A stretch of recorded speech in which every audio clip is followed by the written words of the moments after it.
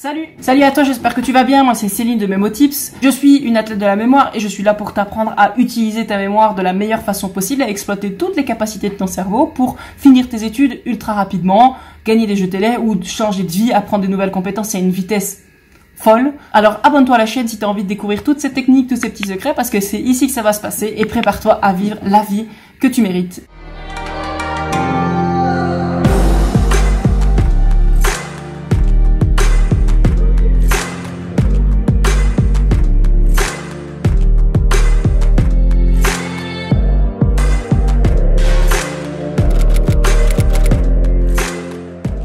Alors aujourd'hui, on va faire une vidéo qui sera un peu plus thématique, on va dire. On va se concentrer sur les étudiants de médecine. Alors, si tu n'es pas étudiant en médecine, t'es le bienvenu quand même.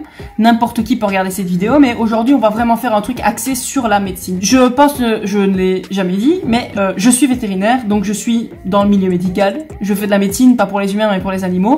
Je suis diplômée depuis 2019 et j'ai découvert la technique, toutes les techniques, toutes les mémotechniques, toutes les stratégies de mémorisation, je les ai apprises durant mes études.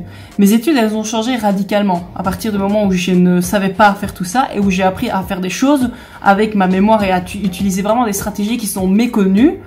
C'est clair que ça a complètement changé ma façon d'étudier, ma façon de m'organiser aussi.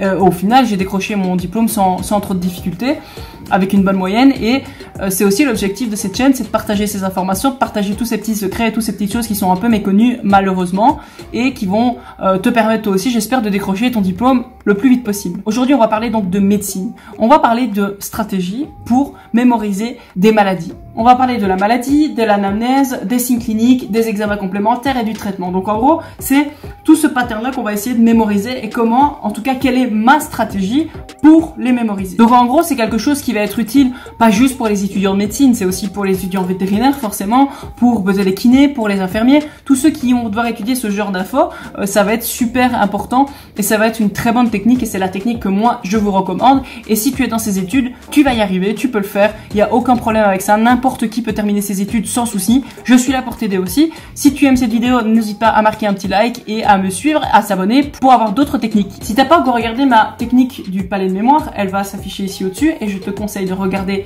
cette vidéo. Tu n'es pas obligé de la regarder avant, tu peux la regarder après, parce que si tu es familier avec cette technique, ou en tout cas que tu sais comment l'utiliser, tu la connais, on va pas l'utiliser dans ce cas-ci. Tu peux utiliser le palais de mémoire pour mémoriser des maladies si tu dois mémoriser toutes les maladies. Si par exemple tu dois pouvoir être capable de donner toutes les maladies hépatique, par exemple. Donc dans ce cas-là, effectivement, prends un petit palais de mémoire et à chaque Loki, tu places ta maladie. Maintenant, dans le contexte où tu veux mémoriser la maladie avec les examens complémentaires, le traitement, les signes cliniques, ça fait beaucoup d'informations à placer sur un Loki. Ça veut dire qu'il te faut un Loki qui soit très grand. Et donc ça veut dire que s'il te faut un Loki très grand, de nouveau, si tu veux un palais de mémoire pour toutes tes maladies, il te faut un palais de mémoire très grand. Sauf si tu mémorises une famille de maladies où il y en a très peu. Mais sinon, il te faut quelque chose de très grand. Très honnêtement, si tu veux un grand palais de mémoire, tu fais pas ça quand tu débutes. Il faut que tu sois familier avec la technique, que tu en aies déjà un, que tu connaisses très bien, pour être capable de faire un énorme palais de mémoire où tu vas pouvoir te remémorer tout ce qu'il y a dedans. Donc, moi, ce que j'utilise, c'est plutôt ce que j'appelle des micro-palais de mémoire. Je vais t'expliquer la théorie. Donc, en gros, c'est-à-dire que tu dois mémoriser une maladie. Ta maladie, elle a un nom. C'est ce nom que tu vas transformer en une personne. En une personne, un individu, alors en personne fictive ou pas, mais tu vas devoir la changer en une image qui représente une personne. Que ce soit un chanteur, un acteur, peu importe, mais il faut pas que ce soit un objet, il faut que ce soit une personne. Et cette personne, elle va être dans un micro-palais de mémoire. Ce micro-palais de mémoire, c'est un micro-environnement qui te rappelle ce personnage. Parce qu'il faut que quand tu vois la maladie, tu saches tout de suite à quoi ça réfère et où elle est. Donc, ce micro-palais de mémoire, il va te servir que pour une maladie. Et chaque maladie aura son micro-palais de mémoire, dépendamment du nom de la maladie et du personne à laquelle tu te réfères. Donc, il faut que tu crées une image à partir de ta maladie. Par exemple, on va prendre un exemple tout bête, mais tu dois étudier la conjonctivite. La conjonctivite, ça peut te faire penser à un jongleur ou par exemple à l'acteur, j'ai plus le nom mais je vais le retrouver quand je vous montrerai ma vidéo, mais l'acteur qui est dans le dîner de con, qui est en train de jongler, ça te fera penser à conjonctivite.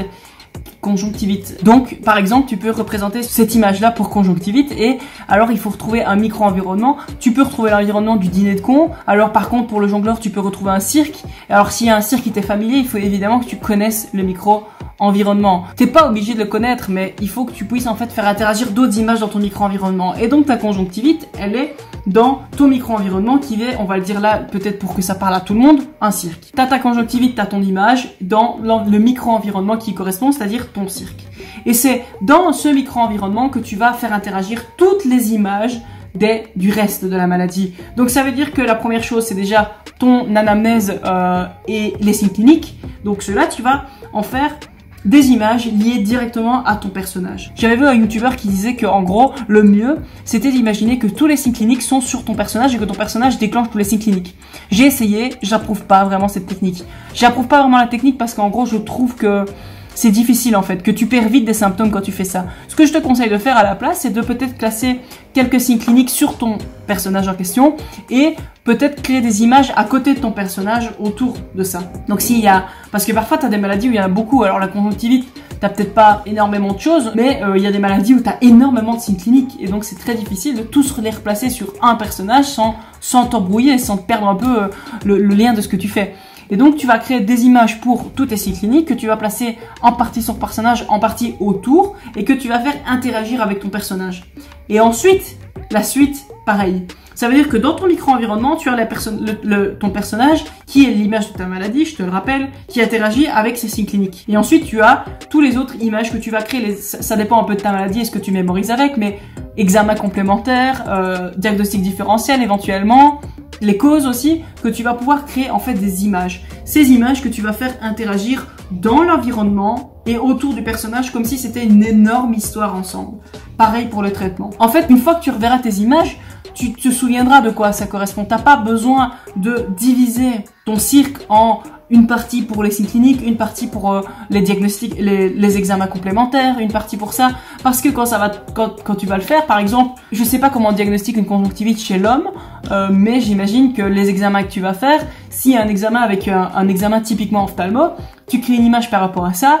Quand tu reverras ton image dans ton scénario, tu te douteras que c'est pour les examens complémentaires. Tu te douteras que c'est pas que pareil pour tes signes cliniques ou pour ton traitement. Tu vas voir le traitement qui est le nom d'un médicament, tu vas te douter que c'est ça. Ça va te revenir tout de suite. Et donc, en fait, plutôt que d'essayer de placer absolument toutes tes maladies dans un palais de mémoire, de créer un micro-palais de mémoire dans lequel tu fais interagir toutes les images qui représentent toutes les informations que tu veux mémoriser. Et évidemment, tout ce que tu veux mémoriser, tu dois le transformer en images. Cette technique peut te paraître un peu chronophage, mais tu vas énormément gagner du temps par après parce qu'en fait, en mémorisant tes informations comme ça, c'est-à-dire en mémorisant tes informations sous forme d'images, ce qui va te prendre du temps, c'est de créer les images, de créer le scénario dans ta tête. C'est important de créer un scénario qui se suit et qui a une pseudo-logique dans ton micro-environnement. Donc c'est vrai que créer cette histoire va te prendre du temps, mentalement. Certaines vont te prendre plus de temps que d'autres. Parfois, sur des maladies, tu vas avoir énormément de mal à trouver des images et des micro-environnements, même sur certains traitements, etc., tu vas avoir du mal. Laisse-toi aller, prends-toi un petit peu de temps, les images te reviendront, ou voilà, t'es pas obligé de faire ça pour tout, une maladie qui a peut-être 3 lignes à mémoriser, t'es pas obligé, mais oui, ça peut te prendre du temps, mais cette technique, si tu l'utilises bien, ça va te permettre de mémoriser à long terme. Il y a 2 erreurs à ne pas commettre quand tu fais cette technique. La première erreur, c'est de ne même pas lire ta maladie avant de mettre en place ton scénario. Il faut absolument que tu comprennes de quoi il est question avant d'en faire un palais de mémoire et de le mémoriser. C'est super important. Sinon, ça ne sert à rien. Déjà, de 1, dans ta carrière de médecin, et de 2, pour ton examen dans tes études. Tes images vont être plus parlantes pour te les rappeler si tu as compris de quoi il est question. Tu vas vite te rendre compte que c'est diaboliquement efficace. C'est-à-dire qu'en fait, quand tu vas la mettre en place, une fois que tu auras fini ton petit scénario, tu vas le répéter une fois dans ta tête et tu vas voir que les choses te reviennent à une vitesse qui est phénoménale. C'est super facile. Les images sont claires. Même quand tu pensais que ton image était pas très belle, tu vas voir qu'à force d'avoir essayé de la rentrer absolument dans ton histoire, elle te revient facilement. Les mots te reviennent. Tout te revient de façon fluide et pour quelqu'un qui t'écoute de l'extérieur, et c'est impressionnant que tu arrives à sortir autant d'informations en si peu de temps. Mais ne te fais pas avoir par ce piège. C'est pas parce que sur le coup, tu arrives à mémoriser facilement que ça reste dans ta tête pour toujours. Il faut surtout pas que tu te dises, bon, j'ai étudié mon truc, j'écris mon scénario, maintenant que je le me repasse dans ma tête, c'est super facile, j'ai tout, ok, je repoirai ça le jour de l'examen. Non, ne fais pas ça. Il faut absolument que tu fasses des rappels. Tu dois absolument relire ce scénario, refaire ce scénario dans ta tête le jour même, le lendemain, le surlendemain, 4 jours après, une semaine après, mais tu dois te rappeler ce scénario. Si ton scénario il est bien construit et que tu as bien pris le temps de le construire dès le début, la révision te reprendra, ça dépend évidemment de ce que tu as, mais ça te prendra une poignée de secondes, une poignée de minutes à tout casser pour refaire le rappel dans ta tête. Tu auras peu de moments où tu vas devoir te poser pour y réfléchir puisque tout va te revenir fluidement. Mais ne te laisse pas avoir par ce sentiment de connaissance, par cette facilité que tu as au début. Il faut que tu te fasses des rappels. Moi-même, ça m'est déjà arrivé de créer ça, de créer des scénarios, de me dire « Ah, super facile, non, je me rappellerai, il n'y a pas de souci. » Et de laisser s'écouler 1 ou 2 semaines après. Et quand je le refais, bah, je me souviens de certains trucs, mais j'ai loupé pas mal d'infos entre-temps. Tandis que si tu fais des rappels, sans aucun souci, tes rappels vont te permettre vraiment de mémoriser ceci à long terme. Parce que c'est ça la puissance de cette technique, c'est que ça va te permettre de mémoriser à long terme. Il y a un moment où tu n'auras même plus besoin de ton petit scénario, les infos seront tout simplement dans ta tête sans effort. Et voilà, j'espère qu'en tout cas que les étudiants en médecine étaient bien présents aujourd'hui pour regarder cette vidéo, que ça vous a plu. Dis-moi dans les commentaires si cette technique t'a parlé, si tu l'as testée et si tu l'as approuvée. J'ai du mal à croire que si tu l'as testé, tu l'as pas approuvé. Mais dis-moi un peu si tu as eu des difficultés ou non. N'hésite pas à m'en parler et n'hésite pas à me parler si tu as d'autres demandes aussi à ce sujet. Laisse-moi un petit j'aime si ça t'a plu et si ça t'a permis de donner un petit coup de boost à tes études. Et surtout, abonne-toi à la chaîne parce qu'il y a d'autres choses qui vont arriver. En tout cas, j'ai pris du plaisir à faire cette vidéo et à partager cette technique avec toi. J'espère qu'elle va être aussi utile à autant de monde qu'elle l'a été avec moi. Et on se revoit très très vite. Salut!